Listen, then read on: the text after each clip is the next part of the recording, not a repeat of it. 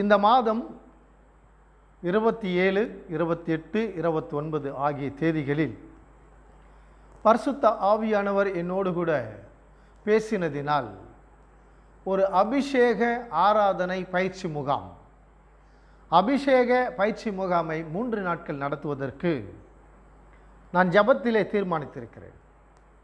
என்னோடு கூட ஊழியம் செய்து கொண்டிருக்கின்ற ஊழியக்காரர்கள் இதற்காக ஜெபித்து கொண்டிருக்கிறார்கள். நீங்களும் ஜெபித்து கொண்டிருங்கள். இந்த 3 நாள் பயிற்சி முகாமை என்னுடைய ஆஃபீஸ், என்னுடைய வீடு இந்த இடத்திலே வைப்பதற்கு தீர்மானித்திருக்கிறேன். அதற்குரிய விலாசங்கள் இங்கே காட்டப்படுகிறது. இந்த விலாசங்களை நீங்கள் குறித்து கொள்ளுங்கள். இதோடு கூட நீங்கள் தொலைபேசியிலே என்னோடு கூட பேசலாம்.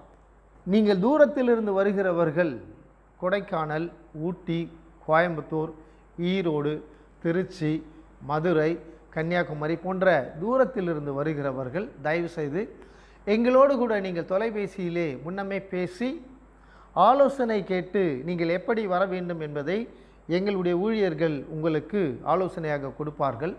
தயவுசெய்து நீங்கள் வருவதை முன்குறித்து நீங்கள் பதிவு செய்து கொள்ளுங்கள். உங்களுடைய பெயர், உங்களுடைய விலாசம், உங்களுடைய தொலைபேசி இவைகளை நீங்கள் முன்னமாக கொடுத்து விடுங்கள். இங்கே காட்டப்படுகின்ற தொலைபேசி எண்களையும் நீங்கள் குறித்து கொள்ளுங்கள். தூரமாக இருந்து வருகிறவர்கள் தயவுசெய்து நீங்கள் 1000 ரூபாயை எங்களுக்கு செலுத்த வேண்டும். இந்த 1000 ரூபாய் எதற்கென்று சொன்னால், நீங்கள் தங்குவதற்கு இடத்தையும் 3 நாட்கள் உங்களுக்கு தேவையான ஆகாரத்தை ஆயத்தப்படுத்தவும் அது எங்களுக்கு உதவியாக இருக்கும். இந்த அபிஷேக கூட்டத்திற்கு வருகிறவர்கள் உற்சாகத்தோடு கூட வாருங்கள். கர்த்தர் கண்டிப்பாக என்னை அபிஷேகத்திலே நிரப்புவார், அவருடைய வல்லமைகளை எனக்கு தாராளமாக கொடுப்பார் என்கின்ற விசுவாசத்தோடு முழு நம்பிக்கையோடு கூட வாருங்கள். அப்படிதான் எலிசா எலியாவை பார்த்து கேட்டார். இந்த 2 ராஜாக்களின் புஸ்தகம் 2ஆம் அதிகாரம் 9ஆம் வசனத்திலே, எனக்கு இரட்டத்தனையான ஆவியினுடைய வரன் வல்லமை எனக்கு வேண்டும் என்று கேட்டான். அவன் கிடைக்கும் என்று விசுவாசித்தான். எலியாவை பார்த்து அதை கேட்டான். இப்படிப்பட்ட நம்பிக்கையோடு கூட வாருங்கள். இன்றைக்கு இந்த அபிஷேக கூட்டத்திலே எலிசாவின் மீது இருந்த அந்த இரட்டத்தனையான அபிஷேகத்தை நான் பெற்றுக்கொள்வேன். Challenge your self, confident your self. Number 2, Yovan ஸ்நானகன் சொல்லுவார் மத்தேயு 3ஆம் அதிகாரம் 11ஆம் வசனத்திலே, எனக்கு பின்னாக வருகிறவர் உங்களுக்கு பரிசுத்த ஆவியினாலும் அக்கினியினாலும் ஞானஸ்தானம் கொடுப்பார் என்று சொல்லுவார். The different confident, the words of the confidence, மற்றவர்களை உற்சாகப்படுத்துகின்ற ஒரு வார்த்தைகளை இந்த யோவான் ஸ்நானகன் சொல்லுவான். இயேசு கிறிஸ்துவினிடத்தில் இருக்கின்ற ஒரு அதிகாரத்தை அவன் ஆவியிலே உணர்ந்தவனாக, மற்றவர்களை உற்சாகப்படுத்துகின்றவனாக அந்த யோவான் ஸ்நானனுடைய வார்த்தைகள் இருந்தது. 3ஆவதாக அப்போஸ்தலர் 10ஆம் அதிகாரம் 44ஆம் வசனத்திலே, பேதுரு பேசிக்கொண்டு இருக்கும் பொழுது வானத்திலிருந்து பரிசுத்த ஆவியானவர் அந்த கூடாரத்திற்குள்ளாக, அந்த வீட்டிற்குள்ளாக இறங்கினார். எல்லோரும் பரிசுத்த ஆவியிலே நிரப்பப்பட்டார்கள். பேதுருவின் மீது இருந்த அப்படிப்பட்ட ஒரு விசேஷித்த வைராக்கியத்தினுடைய பிரசங்கத்தினுடைய வார்த்தைகள் பரலோக ராஜ்யத்தை திறக்க செய்தது. அங்கே கூடியிருந்த எல்லோருடைய விசுவாசமும் பேதுருடைய விசுவாசமும் ஒன்றாக இருந்ததினால், அங்கே கூடியிருந்தவர்களை கர்த்தர் ஆசீர்வதிக்க வேண்டும் என்று தீர்மானம் பண்ணினதினால், அங்கே பரிசுத்த ஆவியானவர் எல்லோர் மீதும் இறங்கினார். எல்லோரும் பரிசுத்த ஆவியினாலே நிரப்பப்பட்டார்கள். இப்படிப்பட்ட தாளந்துகள், கிருபைகள் மனம் இறங்குகின்ற கர்த்தர் நம்முடைய கிருபைக்கு தக்கதாக, நம்முடைய வாழ்க்கைக்கு தக்கதாக, பரிசுத்தத்திற்கு தக்கதாக, வேண்டுவதற்கு தக்கதாக மேலான காரியங்களை இந்த அபிஷேக கூட்டங்களிலே, பயிற்சி நாட்களிலே தானாகவும் கடவுள் கொடுக்க வல்லவராய் இருக்கிறார். இப்படிப்பட்ட விசுவாசத்தோடு கூட, ஜபத்தோடு கூட கலந்து கொள்ள உங்களை ஊழியக்காரனாக அடியேன் அன்போடு கூட வரவேற்கிறேன். வாருங்கள், கூடி ஜெபிப்போம், பரலோக ராஜ்யத்தை திறப்போம், பரிசுத்த ஆவியானுடைய அபிஷேகத்தை பெற்றுக்கொள்வோம்.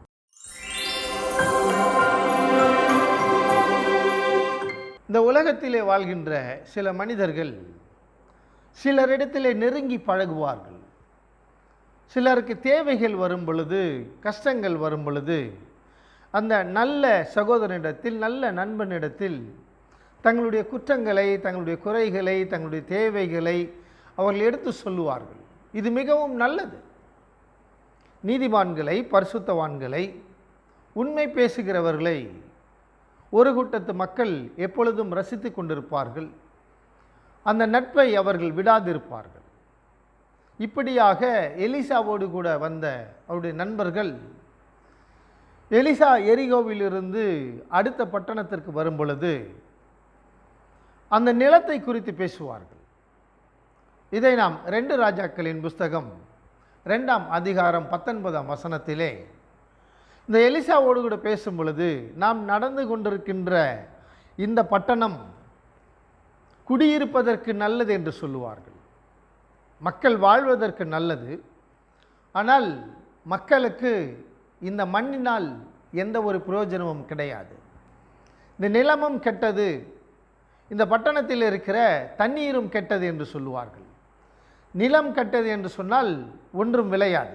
தக்காளி விளையாது, மிளகாய் விளையாது, ஆப்பிள் வராது, திராட்சை பழங்கள் வளராது, பறவைகள் அங்கே வளர்வதற்கு வாய்ப்புகள் கிடையாது, மண்புழுக்கள் உயிர் வாழ்வதற்கு வாய்ப்புகள் கிடையாது. அந்த மண்ணிலிருந்து எந்த ஒரு செடியும் வளராது. அந்த மண்ணுக்குள்ளாக உரங்கள் கிடையாது, கெமிக்கல் ஒன்றுமே இருக்காது. அதை போலவே தண்ணீரும் கெட்டது என்று சொல்லுவார்கள். இந்த தண்ணீரும் கெட்டது என்று சொன்னால் சுவையாக இருக்காது. பறவைகள் குடிக்காது, மிருகங்கள் குடிக்காது, பாம்புகள் அந்த தண்ணீரை குடிக்காது, மனிதனும் குடிக்க முடியாது. அந்த தண்ணீரினால் மனிதனுக்கு எந்த பிரயோஜனமும் கிடையாது. மிருகங்களுக்கும் பறவைகளுக்கும் எந்த பயனும் கிடையாது. அதை தான் அவருடைய நண்பர்கள் எலிசாவின் இடத்தில் பேசுவார்கள். நாம் நடந்து கொண்டிருக்கின்ற இந்த பட்டணம் வாழ்வதற்கு நல்லது என்று சொல்லுவார். ஆனால் பூமி நன்றாக இல்லை, மண் நன்றாக இல்லை, தண்ணீர் நன்றாக இல்லை, அதனால் எந்த பயனும் இல்லை என்று சொன்னால் அங்கே மனிதர்கள் எப்படி குடியிருப்பார்கள்? வேறு வழி இல்லை.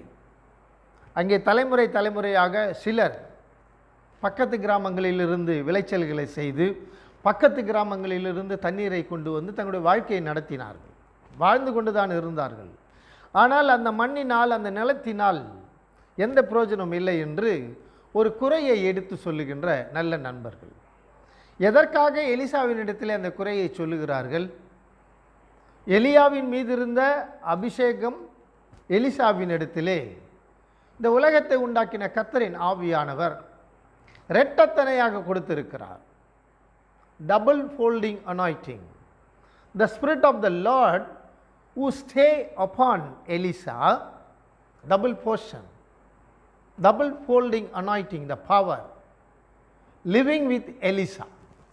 நம்முடைய வாழ்க்கையிலே இப்படிப்பட்ட கிருபைகள், இரட்டத்தனையான கர்த்தரின் ஆவியானவருடைய அபிஷேகம் ஒரு ஆணுக்குள்ளாக, ஒரு பெண்ணுக்குள்ளாக இருந்தால் உடைய நண்பர்கள் உங்களை தேடி வருவார்கள், உறவினர்கள் தேடி வருவார்கள். தூர தேசத்தில் இருக்கிறவர்கள் தங்களுடைய குறைகளை போக்கிக் கொள்வதற்கு, கஷ்டங்களை மாற்றிக்கொள்வதற்கு, நோய்களிலிருந்து விடுதலை ஆக்குவதற்கு, தங்களுடைய தேசங்களுக்கு ஆசீர்வாதங்கள் வர வேண்டும் என்பதற்காக கர்த்தரின் அபிஷேகத்தை பெற்றவர்களை தேடி உலகம் பின்னாக ஓடி வரும். இந்த எலிசா தன்னுடைய நண்பர்கள் சொன்னதை காது கொடுத்து கேட்டாரா?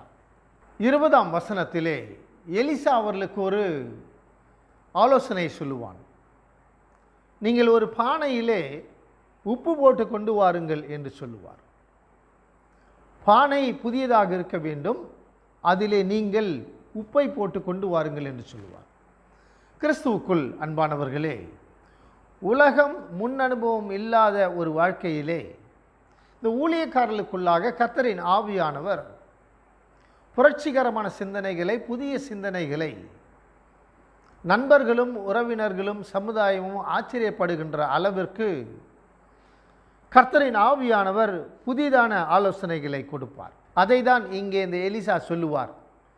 நீங்கள் தோண்டியிலே உப்பை போட்டு கொண்டு வாருங்கள் என்று சொல்லுவார். அதற்கு பின்பு எலிசா அந்த பானையிலே தண்ணீர் ஊற்றி, தண்ணீர் ஓடி வருகின்ற அந்த பகுதியிலே கொண்டு போய் அந்த பானையிலே இருந்த உப்பை அவன் கொட்டிவிட்டு அவன் இந்த நண்பரிடத்தில் வந்து ஒரு வார்த்தைகளை பேசினான். 21ஆம் வசனத்திலே நான் இந்த இடத்தை சுகமாக்கினேன் என்று சொல்லுவார். இந்த மண்ணை ஆசீர்வதித்திருக்கிறேன். இந்த மண்ணை ஆசீர்வதிக்கின்ற இந்த மண்ணினுடைய குணத்தை மாற்றுவதற்கு கர்த்தர் எனக்குள்ளாக இருந்து கிரியை செய்திருக்கிறார் என்கின்ற ஆணித்தரமான வார்த்தைகளை சொல்லுவார். கடவுள் உண்டாக்கின ஒரு பூமியை, ஒரு குறிப்பிட்ட இடத்தை, ஒன்றுக்கும் உதவாத ஒரு இடத்தை நல்ல நிலமாக, ஆசீர்வதிக்கப்பட்ட செழிப்புகள் நிறைந்த ஒரு நிலமாக, பயிர்கள் வளர்கின்ற ஒரு நிலமாக, மக்களுக்கு பழங்களை காய்கனிகளை கொடுக்கின்ற, பயிர் வகைகளை கொடுக்கின்ற ஒரு ஆசீர்வாதமான ஒரு நிலமாக மாற்றினேன் என்று சொல்லி இந்த எலிசா அதிகாரத்தோடு கூட பேசுவார். கிறிஸ்துவுக்குள் அன்பானவர்களே, கிறிஸ்துவர்களாய் பிறப்பது ஒரு பெரிய ஆச்சரியமான ஒரு விஷயம் கிடையாது. எல்லா மனிதர்களும் உலகத்திலே பிறக்கிறார்கள். பல மதங்களில் மனிதர்கள் வாழ்ந்து கொண்டிருக்கிறார்கள். பல மதங்களை மக்கள் நேசித்து கொண்டிருக்கிறார்கள். பல மதங்களை வைராக்கியத்தோடு கூட வணங்கி கொண்டிருக்கிறார்கள். அதிலே தவறுகள் கிடையாது. ஆனால் நீங்கள் வாழ்கின்ற இடங்களிலே அந்த பூமியானது ஒன்றுக்கும் பிரயோஜனம் இல்லாத ஒரு பூமியாக, ஒரு தரையாக, ஒரு வெட்டாந்தரையாக இருக்கும் என்று சொன்னால், அந்த இடத்தை மாற்றுகின்ற அதிகாரங்களை உங்கள் தெய்வங்கள் உங்களுக்கு கொடுத்திருக்கிறதா? கிறிஸ்துவ வேதம் சொல்லுகின்ற இந்த எலிசா என்கின்ற ஒரு தீர்க்கதரிசி பயனற்ற அந்த பூமியை புனித பூமியாக, ஆசீர்வதிக்கப்பட்ட ஒரு பூமியாக, மக்களுக்கு சந்தோஷத்தை கொடுக்கின்ற, மக்களுடைய ஜீவனை காப்பாற்றுகின்ற, மக்களுக்கு சரீரத்திலே சத்துவங்களை கொடுக்கின்ற, காய்கனிகளை கொடுக்கின்ற ஒரு பூமியாக நான் மாற்றியிருக்கிறேன். அதை கர்த்தரின் ஆவியானவர் எனக்கு ஆவியிலே வெளிப்படுத்தியிருக்கிறார் என்று தங்களுடைய நண்பர்களுக்கு ஒரு நற்செய்தியை சொன்ன ஒரு தீர்க்கதரிசி, ஒரு அபிஷேகம் பெற்றவர். நாம் குடியிருக்கின்ற வீடு அல்லது நாம் வேலை செய்கின்ற இடம், நாம் வாழ்கின்ற கிராமம், நாம் வாழ்கின்ற பட்டணத்திலே நம்மை சுற்றியிருக்கின்ற மக்களுக்கு நற்செய்தியை சொல்லுகின்றவர்களாக, இயற்கையினுடைய தன்மைகளை மாற்றுகின்ற அபிஷேகத்தை பெற்றவர்களாக நாம் வாழ்ந்து கொண்டிருக்கிறோமா? எலிசாவை போல நீங்களும் ஒரு குடும்பத்திற்கு ஆசீர்வாதமாக இருக்க வேண்டும் சொன்னால், ஒரு வியாதியஸ்தனை குணப்படுத்த முடியும் என்று சொன்னால், ஒரு நோயிலிருந்து ஒரு ஆணை ஒரு பெண்ணை காப்பாற்ற முடியும் என்று சொன்னால், நீங்கள் கர்த்தருடைய அபிஷேகத்தை பெற்றவர்கள். இந்த அபிஷேகம் என்பது நீங்கள் கேட்டால், நீங்கள் விரும்பினால் அதை கர்த்தர் கொடுப்பார். எலிசா அதை விரும்பினான். எலியாவின் மீது இருந்த ஆவியின் வல்லமைகள் அல்ல, அதை காட்டிலும் மேலான கர்த்தரின் ஆவியானவருடைய, பரிசுத்த ஆவியானவருடைய அபிஷேகத்தை அவன் வாயை திறந்து கேட்டான். நீங்களும் உங்களுடைய அபிஷேகத்திற்காக கர்த்தரிடத்திலே வேண்டுதல் செய்வீர்கள் என்று சொன்னால், கர்த்தர் அதை இலவசமாக கொடுக்க வல்லவராய் இருக்கிறார். நீங்களும் உங்களுடைய குடும்பத்திற்கு, நண்பர்களுக்கு, சகோதர சகோதரிகளுக்கு, பட்டணங்களுக்கு நற்செய்திகளை சொல்ல முடியும். அதை போலவே இந்த எலிசா 2 காரியங்களை பேசுவார். இனி இந்த பட்டணத்திலே சாவு வராது என்று சொல்லுவார். இந்த நிலமும் கெட்டு போகாது என்று சொல்லுவார். இதற்கு முன்னே அந்த பட்டணத்திலே அநேகர் வாழ்ந்து கொண்டிருந்தார்கள், செத்துக்கொண்டுதான் இருந்தார்கள்.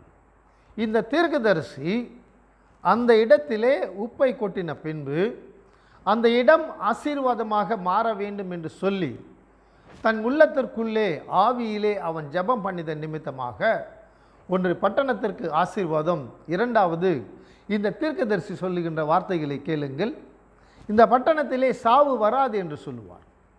No more death hereafter. சாவு வருவதற்கான எந்த ஒரு அடையாளங்களையும், எந்த சாபங்களையும், எந்த தீட்டானவைகளையும், எந்த பிசாசின் கிரியைகளையும் கர்த்தர் இந்த இடத்திலே அழித்து போட்டு விட்டார். இதற்கு பின்பு இந்த பூமியானது ஆசீர்வதிக்கப்பட்ட ஒரு பூமியாக பல ஆண்டுகள் மக்கள் வாழ்வதற்கு நீடிய ஆயுளை கொடுக்கின்ற கர்த்தரின் ஆவியானவர் இந்த இடத்திலே பிரவேசித்து விட்டார். எனவே இங்கே பிறக்கின்ற குழந்தைகள், இங்கே இருக்கின்ற வாலிபர்கள், இங்கே இருக்கின்ற படித்தவர்கள், படிக்காதவர்கள், ஏழைகள் எல்லோருக்கும் ஒரே விதமான நற்செய்தியை நான் சொல்லுகிறேன். இனி இந்த பட்டணத்திலே மரணம் வராது. மூன்றாவதாக, இந்த பட்டணத்தினுடைய தண்ணீர், நிலம் இனி கெட்டுப்போகாது என்று சொல்லுவார். ஏற்கனவே ஒன்றுக்கும் பிரயோஜனம் இல்லாத ஒரு தண்ணீரை, ஒரு பூமியை, ஒரு மண்ணை இந்த ஊழியக்காரன் நின்றது நிமித்தமாக, இந்த ஊழியக்காரனுடைய ஆவியானுடைய அபிஷேகம் அந்த இடத்தில் இறங்கினது நிமித்தமாக பட்டணம் முழுவதும் ஆசீர்வதிக்கப்படுகிறது. அதற்கு பின்பு அங்கே வாழ்ந்தவர்கள் வெளியிலே போய் பல கிலோமீட்டர் தூரம் சென்று குடிப்பதற்காக, குளிப்பதற்காக, துணிகளை துவைப்பதற்காக தண்ணீர் கொண்டு வர வேண்டிய சுமக்க வேண்டிய அவசியங்கள் கிடையாது. இந்த பட்டணத்திலேயே இந்த தண்ணீர் சுவையான தண்ணீராக, குழந்தைகளுக்கு ஆரோக்கியத்தை கொடுக்கிற தண்ணீராக, பறவைகளுக்கும் மிருகங்களுக்கும் தாகத்தை தீர்க்கிற தண்ணீராக கர்த்தர் இந்த இடத்தை ஆசீர்வதித்து விட்டார். யார் சொல்வது? சாதாரண ஒரு மனிதனால் இப்படிப்பட்ட நற்செய்திகளை சொல்ல முடியாது. இந்த உலகத்தை உண்டாக்கின கிறிஸ்துவானவர் கொடுக்கிற அந்த பரிசுத்த ஆவியினுடைய அபிஷேகம் உங்களுக்குள்ளாக இரட்டத்தனையாக இருக்கும் என்று சொன்னால், உங்கள் குடும்பங்களிலே நீங்கள் பிரயோஜனமற்றவர்கள் என்று சொல்லுவார்கள். ஆனால் பரிசுத்த ஆவியானவர் உங்களுக்குள்ளாக இருக்கும் பொழுது உங்களை ராஜாக்களாக, உங்களை பிரபுக்களாக, அதிபதிகளாக, ஆசீர்வதிக்கப்பட்டவர்களாக கர்த்தர் மாற்றுவார். கர்த்தரால் கூடாத காரியம் ஒன்றுமில்லை. எலிசா என்கின்ற ஒரு மனிதன் ஒரு பட்டணம் முழுவதற்கும் ஆசீர்வாதமாக வாழ்வதற்கு தன்னுடைய நண்பர்கள் கேட்டுக்கொண்ட அந்த விண்ணப்பங்களுக்கு அவன் நற்செய்தியின் மேல் நற்செய்தி, ஒன்றன் பின் ஒன்றாக 3 விதமான நற்செய்திகளை சொன்னான். நீங்களும் ஞானஸ்தானம் பெற்றவர்கள்தான், நீங்களும் பரிசுத்த ஆவியை பெற்றவர்கள்தான், நீங்களும் கிறிஸ்துனுடைய சரீரத்தை, கிறிஸ்துனுடைய இரத்தத்தை மாதங்கள் தோறும் பெற்றுக்கொண்டு இருக்கிறீர்கள். அதிலே தடைகள் கிடையாது. ஆனால் நீங்கள் ஒரு இடத்திலே செல்லும் பொழுது அந்த இடம் ஆசீர்வதிக்கப்பட்ட ஒரு இடமாக மாறுகிறதா? உங்களால் மாற்ற முடியுமா? ஒரு வியாதியஸ்தன், ஒரு நோயாளி, ஒரு வறுமை கொண்டவன், ஒரு விதவை, ஒரு அங்கவீனமானவன் உன்னை தேடி வரும் பொழுது உன்னால் என்ன நற்செய்தி சொல்ல முடியும்? இயற்கையின் மீது அதிகாரம் பெற்றிருந்தான் இந்த எலிசா.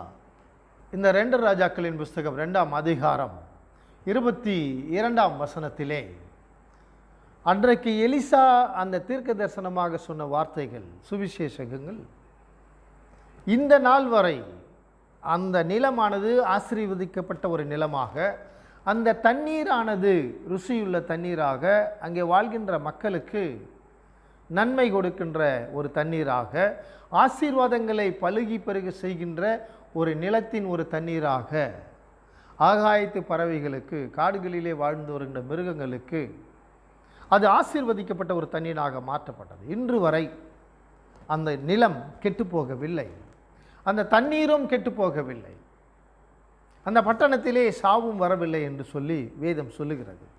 எப்படிப்பட்ட ஒரு நற்செய்தி! உலகம் அழியும் வரை ஒரு தீர்க்கதரிசியினுடைய வார்த்தைகள் நீடித்திருக்கிறது, நிலைத்திருக்கிறது. அதற்கு காரணம் என்னவென்று சொன்னால், அது மனிதனுடைய வார்த்தைகள் அல்ல, இந்த உலகத்தை உண்டாக்கின கிறிஸ்துவின் ஆவியானுடைய ஆணித்தரமான ஒரு வாக்குறுதிகள். கர்த்தர் தான் கொடுத்த வாக்குறுதிகளை எந்த காலகட்டத்திலும் மாற்றுவதே கிடையாது. ஏனென்று சொன்னால், எப்படிப்பட்ட ஒரு தீர்க்கதரிசி, எப்படிப்பட்ட ஒரு போதகன், எப்படிப்பட்ட ஒரு சுவிசேஷகன், எப்படிப்பட்ட ஒரு நற்செய்தியாளர் இந்த வார்த்தைகளை பேசுகிறார். அவனுடைய பரிசுத்தம், அவனுடைய உண்மை, அவனுடைய நீதி, அவனுடைய சத்தியம், அவனுடைய விசுவாசம் பரிசுத்த ஆவியானுடைய நீதியாகவும், பரிசுத்த ஆவியானுடைய சத்தியமாகவும், பரிசுத்த ஆவியானுடைய உண்மையாகவும் அது நீடித்திருக்கிறது, நிலைத்திருக்கிறது. எனவே தான் இயேசு சொன்னார், உலகத்தின் முடிவு பரியந்தம் நான் உங்களோடு கூட இருப்பேன். இன்றைக்கு வாழ்ந்து கொண்டிருக்கின்ற இயேசுவின் 2ஆம் வருகையினுடைய காலத்திலே இயேசு கிறிஸ்து விசுவாசிகளாகிய உங்களுக்கு, இயேசுடைய சுவிசேஷகர்களாகிய இருக்கிற உங்களுக்கு, இயேசு கிறிஸ்துடைய அபிஷேகத்தை பெற்றிருக்கின்ற உங்களுக்குள்ளாக கர்த்தர் இரட்டத்தனையான வல்லமையின் அபிஷேகங்களை கொடுக்க ஆர்வமுடையவராக இருக்கிறார். நாம் பலவிதமான தேவைகளை நாம் ஆண்டவரிடத்திலே ஜெபத்தின் மூலமாக கேட்டுக்கொண்டு இருக்கிறோம். அது வேண்டும், இது வேண்டும், எல்லாவற்றையும் கேட்கிறோம். தேவை இல்லாதவைகளை நாம் கேட்கிறோம். நம்மால் வைத்து அனுபவிக்க முடியாதவைகளை கேட்கிறோம். அப்படி அல்ல, தேவையானவைகளை. நம்முடைய ஜெபத்திலே ஞானம் இருக்க வேண்டும், பகுத்தறிவு இருக்க வேண்டும், விவேகம் இருக்க வேண்டும், பயம் இருக்க வேண்டும். நான் யாரோடு கூட பேசுகிறேன்? என் மீது இருக்கின்ற கர்த்தரின் ஆவியானவர், எனக்குள்ளே இருக்கின்ற கர்த்தரின் ஆவியானவர் என்னோடு கூட ஜீவித்து கொண்டிருக்கிறாரா? முதல் அடையாளம், யோர்தான் நதி இரண்டாக பிளந்தது. இரண்டாவது அற்புதமானது, இயற்கையே இந்த எலிசா மாற்றி போட்டான். அந்த பட்டணத்தில் இருந்த எல்லா மக்களுக்கும் யெகோவாகிய கர்த்தரின் ஆவியானவருடைய வல்லமையை எலிசா இலவசமாக செய்து கொடுத்தான். நமக்கும் கர்த்தரின் ஆவியானுடைய அபிஷேகம் என்பது இயேசு கிறிஸ்து நமக்கு இலவசமாக கொடுக்க வல்லவராய் இருக்கிறார். அந்த இலவசமாய் கொடுக்கிற அந்த அபிஷேகத்தை நாம் பெற்றுக்கொள்ள வேண்டும். யோவான் ஸ்நானகர் சொன்னார், நானும் உங்களுக்கு ஜலத்தினால் அபிஷேகம் பண்ணுகிறேன், நானும் உங்களுக்கு ஜலத்தினால் ஞானஸ்தானம் கொடுக்கிறேன், எனக்கு பின்னாக வருகிறவர் என்னிலும் வல்லவர், அவர் உங்களுக்கு பரிசுத்த ஆவியினாலும் அக்கினியினாலும் உங்களுக்கு ஞானஸ்தானம் கொடுப்பார். ஜலத்தினாலும் ஆவியினாலும் ஒருவன் பிறவாவிட்டால் பரலோக ராஜ்யத்திலே பிரவேசிக்க முடியாது. இது இயேசு சொன்ன வார்த்தை. ஆனால் யோவான் ஸ்நானகன் என்ன சொல்லுகிறார்? மனிதனுக்குள்ளாக பரிசுத்த ஆவியானவர் குடியிருக்க வேண்டும். அந்த பரிசுத்த ஆவியானவர் எப்படிப்பட்டவராக இருக்க வேண்டும் என்று சொல்லுகிறார். இயேசு கொடுக்கின்ற அந்த ஞானஸ்தானம் என்பது, அந்த அபிஷேகம் என்பது எப்படிப்பட்டவைகளாக இருக்கிறது? அக்கினி நிறைந்ததாக.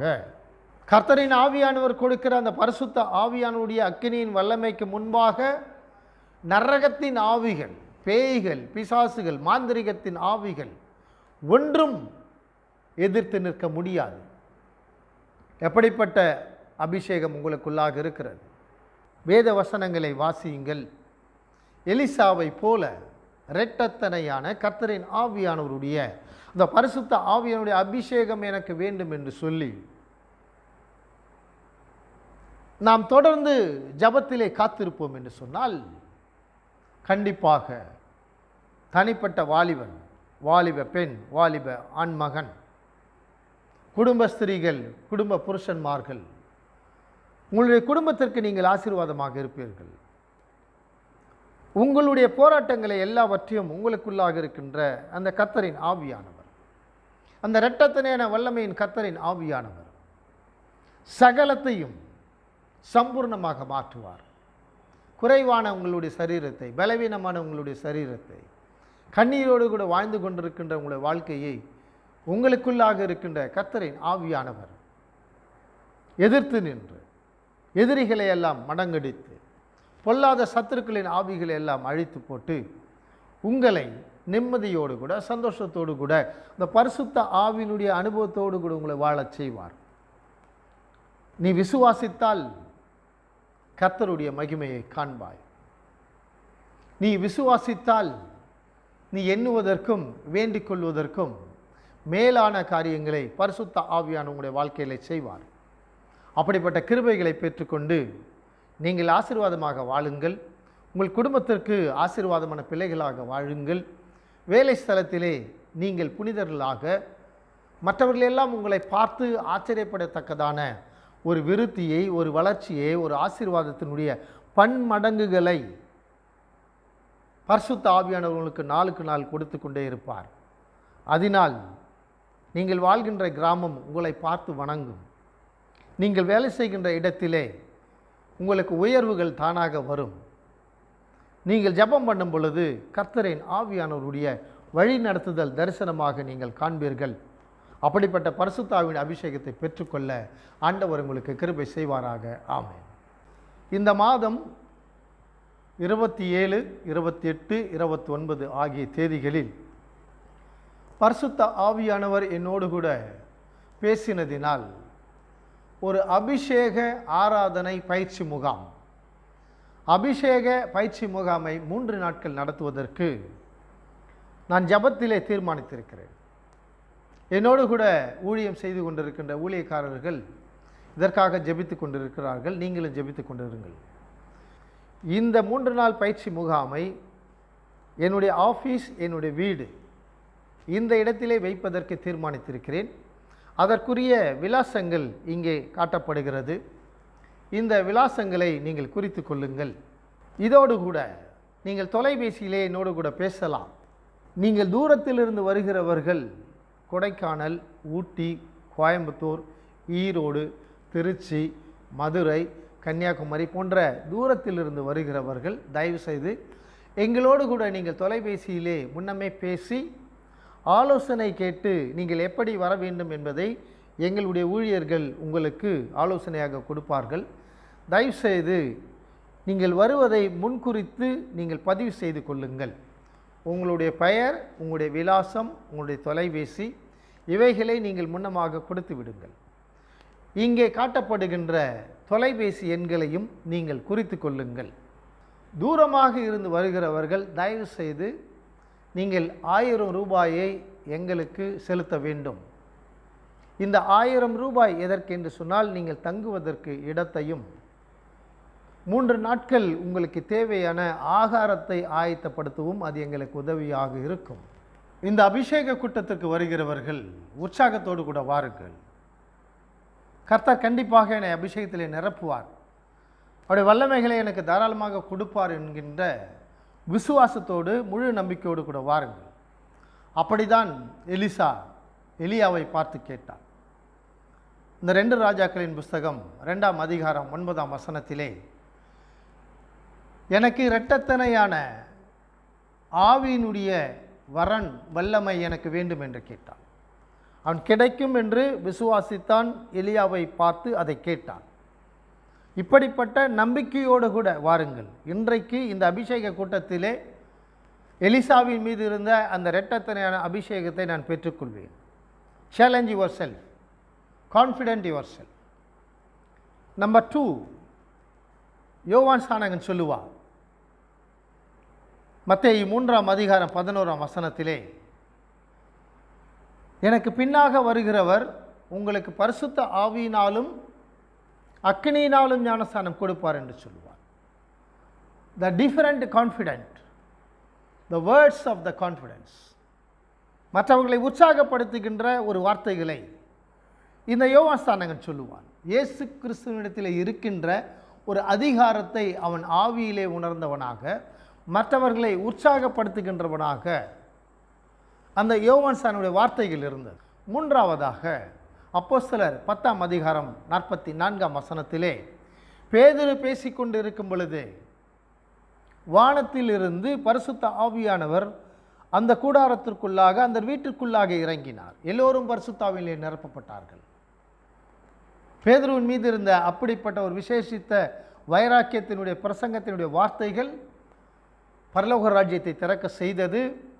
அங்கே கூடியிருந்த எல்லோருடைய விசுவாசமும் பேதுருடைய விசுவாசமும் ஒன்றாக இருந்ததினால், அங்கே கூடியிருந்தவர்களை கர்த்தர் ஆசீர்வதிக்க வேண்டும் என்று தீர்மானம் பண்ணினதினால், அங்கே பரிசுத்த ஆவியானவர் எல்லோர் மீதும் இறங்கினார். எல்லோரும் பரிசுத்த ஆவியினாலே நிரப்பப்பட்டார்கள்.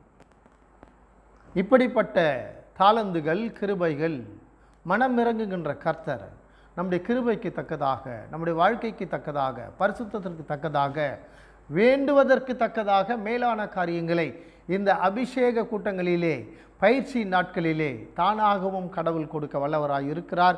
இப்படிப்பட்ட விசுவாசத்தோடு கூட, ஜபத்தோடு கூட கலந்து கொள்ள உங்களை ஊழியக்காரனாக அடியேன் அன்போடு கூட வரவேற்கிறேன். வாருங்கள், கூடி ஜெபிப்போம், பரலோக ராஜ்யத்தை திறப்போம், பரிசுத்த ஆவியானுடைய அபிஷேகத்தை பெற்றுக்கொள்வோம். நந்தியால் பாடிடுவோம், நந்தியால் பாடிடுவோம், நல்லவரே எங்களை நீ